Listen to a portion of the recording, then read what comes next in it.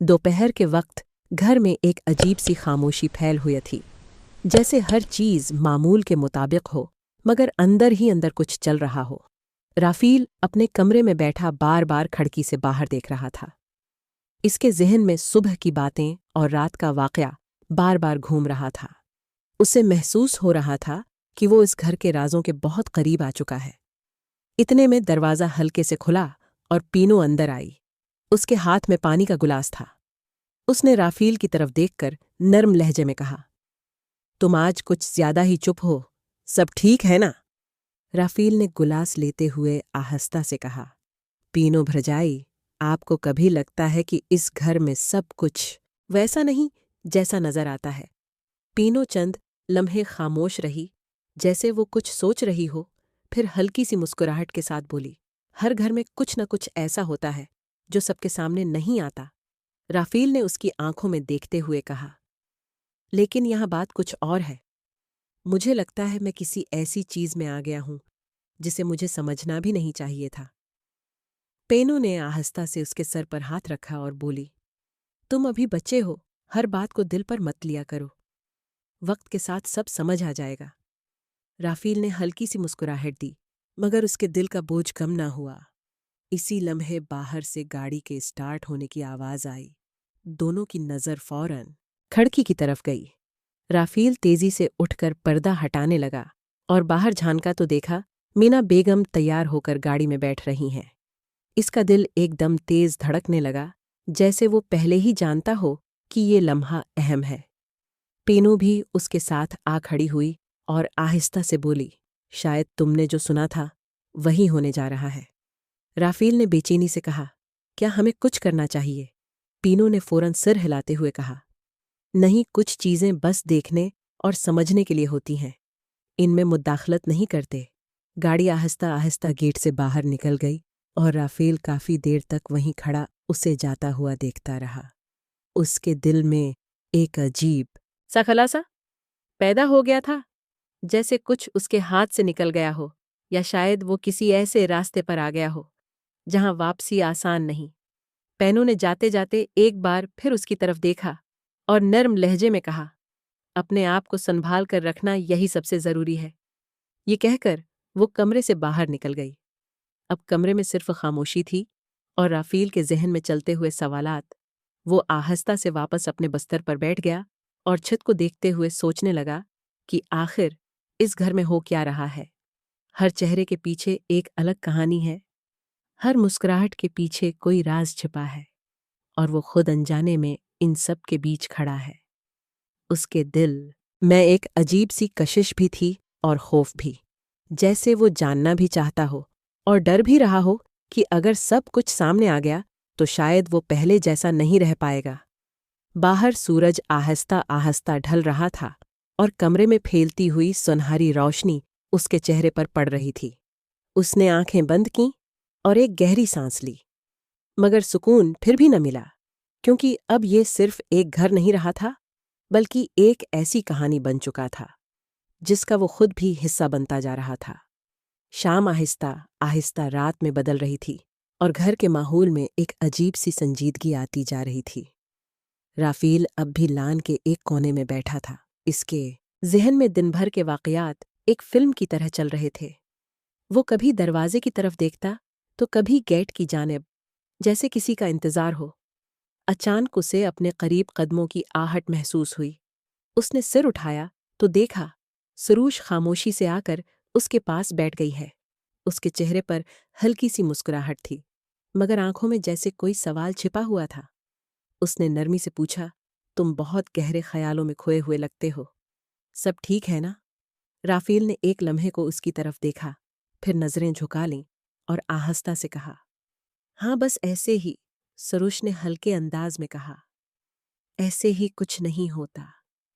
इंसान जब ज्यादा सोचने लगे तो मतलब होता है कि दिल में कुछ चल रहा है।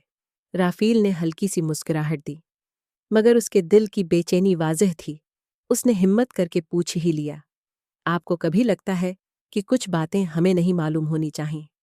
सरूश ने एक गहरी सांस ली और सामने अंधेरे में देखते हुए बोली, हाँ, लगता है, मगर जिंदगी अक्सर वही दिखा देती है جس سے ہم نظریں چرانا چاہتے ہیں۔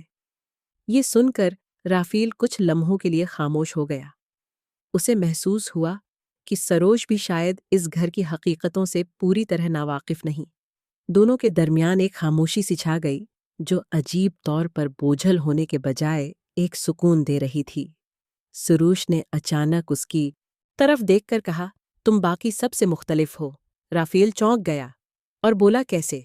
سروش نے ہلکے سے مسکرا کر کہا، تم صرف دیکھتے نہیں ہو بلکہ محسوس بھی کرتے ہو، اور یہی چیز انسان کو دوسروں سے الگ بناتی ہے۔ یہ الفاظ سن کر رافیل کے دل میں ایک نرم سی گرمی پھیل گئی، جیسے کسی نے اس کے اندر چل رہی کشمکش کو سمجھ لیا ہو۔ اسی لمحے دور سے گاڑی کی آواز سنائی دی۔ دونوں نے ایک ساتھ گیٹ کی طرف دیکھا۔ رافیل کے دل کی دھڑکن تیز ہو گئی۔ گاڑی آہستہ آہستہ اندر داخل ہوئی اور ہیڈ لائٹس کی روشنی نے کچھ لمحوں کے لیے پورا لان روشن کر دیا۔ رافیل نے بے اختیار سروش کی طرف دیکھا تو اس نے آہستہ سے کہا، کبھی کبھی سچ کو جاننے سے زیادہ مشکل اسے برداشت کرنا ہوتا ہے۔ گاڑی رک گئی اور چند لمحوں بعد دروازہ کھلنے کی آواز آئی۔ گھر کے اندر ایک بار پھر حرکت شروع ہو گئی، مگر اس بار ماحول میں پہلے جیسی سادگی نہیں تھی، بلکہ ایک انجانا سا دباؤ تھا۔ رافیل نے محسوس کیا کہ اس کے اندر کچھ بدل رہا ہے، جیسے وہ اب پہلے والا معصوم لڑکا نہیں رہا، بلکہ حالات اسے وقت سے پہلے بڑا بنا رہے ہیں۔ سروش آہستہ سے اٹھی اور جانے لگی، مگر جاتے جاتے رک کر اس نے رافیل کی طرف دیکھا اور نرم لہجے میں کہا، خود کو سنبھال کر رکھنا، ہر چیز کو دل پر لینے کی ضرورت نہیں ہوتی۔ یہ کہہ کر وہ اندر چلی گئی اور رافیل وہیں بیٹھا رہ گیا۔ اس کی نظریں اب بھی اسی دروازے پر تھیں جہاں سے کچھ دیر پہلے گاڑی اندر آئی تھی۔ اس کے دل میں سوالات بھی تھے اور ایک عجیب سی کشش بھی، جیسے وہ جاننا چاہتا ہو کہ اس دروازے کے پیچھے کیا ہو رہا ہے، مگر ساتھ ہی کہیں نہ کہیں اسے یہ احساس بھی تھا کہ کچھ راز ایسے ہوتے ہیں جنہیں جتنا کم جانا جائے اتنا ہی بہتر ہوتا ہے۔ رات گہری ہوتی جا رہی تھی اور اس کے ساتھ ساتھ اس کہانی کا رنگ بھی مزید گہرا ہوتا جا رہا تھا۔ رات کافی گہری ہو چکی تھی اور گھر کے بیشتر کمرے اندھیرے میں ڈوب گئے تھے، مگر رافیل کی آنکھوں سے نیند کوسوں دور تھی۔ وہ اپنے بستر پر لیٹا چھت کو دیکھ رہا تھا اور اس کے ذہن میں سارا دن ایک الجھی ہوئی کہانی کی طرح گھوم رہا تھا۔ کبھی اسے پینوں کی باتیں یاد آتیں، کبھی سروش کے الفاظ، اور کبھی وہ لمحہ جب گاڑی گیٹ کے اندر داخل ہوئی تھی۔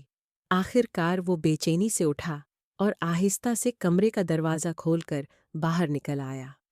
راہداری میں ہلکی ہلکی روشنی تھی اور ہر طرف خاموشی چھائی ہوئی تھی۔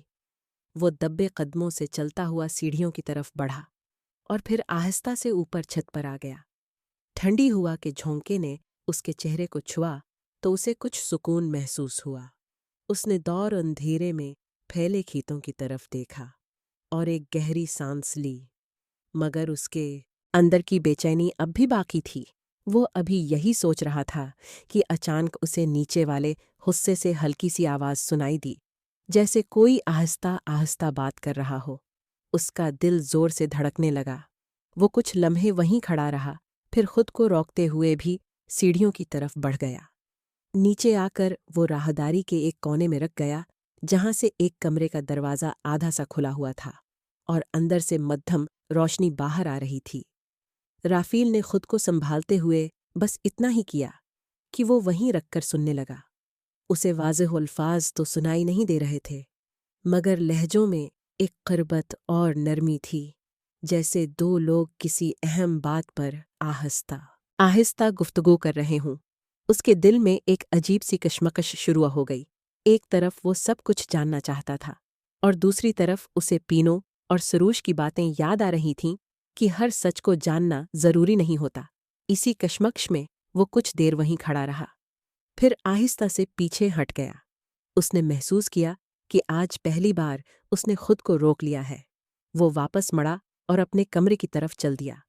کمرے میں آ کر اس نے دروازہ بند کیا اور بستر پر بیٹھ گیا۔ اس کے دل میں ایک عجیب سا سکون بھی تھا اور اداسی بھی، جیسے اس نے کسی بڑی بات سے خود کو دور رکھا ہو، مگر اس کی قیمت بھی ادا کی ہو۔ وہ لیٹ گیا اور آنکھیں بند کر لیں۔ سروش کے الفاظ اس کے کانوں میں گونج رہے تھے کہ کبھی کبھی سچ کو برداشت کرنا مشکل ہوتا ہے، اور پینو کی آواز بھی جیسے کہیں قریب ہی تھی کہ اپنے آپ کو سنبھال کر رکھنا۔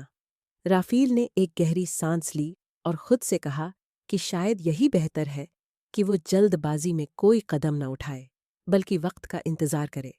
آہستہ آہستہ اس کی سانسیں معمول پر آنے لگیں اور نیند اس پر حاوی ہونے لگی، مگر اس بار اس کے خواب ویسے نہیں تھے جیسے پہلے ہوتے تھے، بلکہ ان میں دھندلی سی تصویریں تھیں، کچھ چہرے، کچھ ادھوری باتیں، اور ایک ایسا احساس جو واضح نہیں تھا۔ صبح کیا لائے گی وہ نہیں جانتا تھا، مگر ایک بات طے تھی کہ اب وہ پہلے والا رافیل نہیں رہا تھا۔ اس کے اندر کچھ بدل چکا تھا، اور یہ تبدیلی اس کہانی کو ایک نئے موڑ کی طرف لے جا رہی تھی، جہاں جذبات، راز اور تعلقات ایک دوسرے میں الجھ کر ایک نئی صورت اختیار کرنے والے تھے۔